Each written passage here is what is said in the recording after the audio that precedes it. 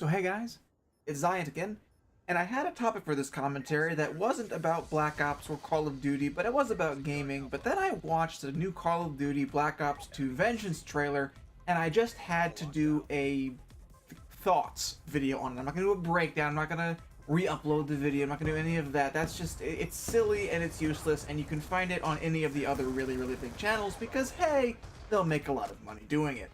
But one of the first things that really caught me was the fact that they put a map in the game that is essentially a long corridor for LMGs and snipers, and they said, yeah, control both sides of this map. Whoever controls it better wins, which essentially is Treyarch saying to the community, hey, 200 plus guys, if you can get a party together and you can run Dog Swarm on a Lodestar or a VTOL on this map, you can get your 200 pluses really easy. Because spawn trapping is the core mechanic of this map, and we love you so much, please do not hate our game anymore. And I'm baffled by this map. Simply baffled that Treyarch could be A, stupid enough to make a map like this, and so short-sighted as to think this is what the entire community wants, that the spawn trapping community is the only people they need to be catering to right now, when in fact they should be making well-balanced, interesting-looking maps that are good for almost all styles of play, and that are, for the most part, fun to play for everyone, not just the people who can get, 6 players caught in this little bitty location with 3 different spawn points and say, hey, you wanted to spawn? Oh, I'm sorry, I have explosives in the air for you to eat. And this sense of bafflement goes for the entirety of this map pack, at least on the multiplayer side. I'm a little more excited about zombies because, I'm with PTG and we'll get some enjoyment out of zombies, but the whole multiplayer focus of this map pack, beyond Summit, which I'll get to, is just, it's really confusing. They're trying to redefine the formula that doesn't need redefining. You have the spawn trap map, and you have what looks like an island version of Shipment. Okay, Treyarch, great. We know you like being like Infinity Ward, and you know that since Infinity Ward became Respawn and everything else sort of went to crap, no one really likes Infinity Ward games anymore, at least not Modern Warfare 3, I didn't.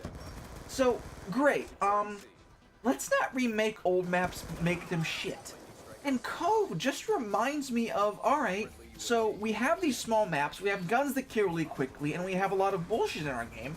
Let's confine all of that into a very small location so people can get even angrier at our game, but keep playing it because they're masochistic. And the idea that Treyarch is so focused on this idea of, okay, let's be shot from every direction at once, when the strength of Call of Duty is not being shot from every direction at once, but the maps should funnel troop movement in such a way that there's always action, but it's always apparent to the player. If you go back to Modern Warfare 2 or COD 4, Crossfire and Afghan are archetypal maps for me. Archetypal Call of Duty maps that work, not because you're being shot from every significant direction, well, in Afghan you are a little bit, but because you're always in the action itself, but you never feel like you're helpless, like you're doing something wrong when you die, or you're not looking at every single corner. No, instead you are running around the map and you are seeing enemies not because they're coming from every direction, like I've said before, but because you're moving towards them.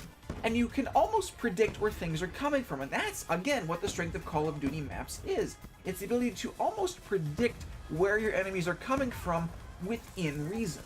And before I start ranting too much about small maps, let me go instead to the last one, whose name escapes me, Rush, the paintball map. Well, okay, so first of all, I'm happy that Cove and Rush are colorful. That's good. Treyarch is learning that gray maps are not, in fact, really popular. That color is a good thing.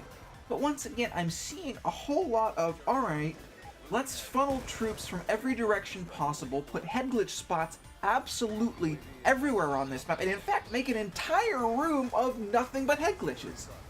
Treyarch confuses me. They really do. They say they listen to the community and what they want to hear, but all I'm seeing them doing is catering to, A, the super duper tryhards, which is not the core community, nor is it their core user base. But they're also still catering to the competitive scene, which doesn't even play the DLC maps. Watch any League play. Watch any competitive Call of Duty Black Ops 2 on the Xbox. There's no PC. You will not see once, not once will you see Magma, or Vertigo, or Firing Range, or Studio, or whatever it's called, or any of the Revolution, Uprising, nor will you see these Vengeance maps, because they're not built for competitive, and yet Treyarch has in their heads that, oh, these maps are built for competitive, why aren't we using them for competitive? Oh, well, they're kind of bad. And speaking of bad, and speaking of great, let me get to Outpost? I don't remember. The Summit remake. Okay, great, you're remaking Summit, which I like. Summit was one of the best maps from Black Ops 1, but Treyarch, once again, you have me at a disconnect. Was Summit not a bright, if a little drab map? What gave you the bright idea to take a bright, kind of almost interesting looking map and just put it in dark gray rain? Okay, so the map would probably look pretty interesting if there was sun, or if it was evening, or if it was dawn, or even if it was, say, something like Plaza, where it's a little blue, but there's still a lot of light around it. Plaza is a good map, not because it's built well, because it's not, but it's good because it's bright. Even though it's nighttime, there's lights everywhere, so you can always see what you're doing. But on this new Summit, I can see about 5 feet in front of me, and that's it. And we're seeing these really, really crappy players navigate the map as though they have never played it before, and never played it in the way that it's supposed to be played, probably because they haven't, because they make games, they don't play them. And no one, in recent memory, liked any of the rain maps. Wet Work was a rain map. Did anyone think that was one of the best maps from COD 4? Unless they were using Frag times 3 and Martyrdom? Not in my experience. World at War, all of those maps were ugly. Modern Warfare 2, what were the rain maps? Storm, a DLC map, which was utter crap, and Underpass are the two that come to mind. Underpass wasn't very good either, as I recall, and at least I don't like it. I don't know if anyone likes it, for the most part. And now we have the original Black Ops, which had, were there any rain maps? No, but there are a lot of gray maps, and most of the gray oh, Zoo. Zoo had storm clouds, and no one liked Zoo. Then we had Modern Warfare 3, and we had Downturn, Outpost, and every other map in that game, which was utter crap. And now we have the remake of Summit, which is rainy.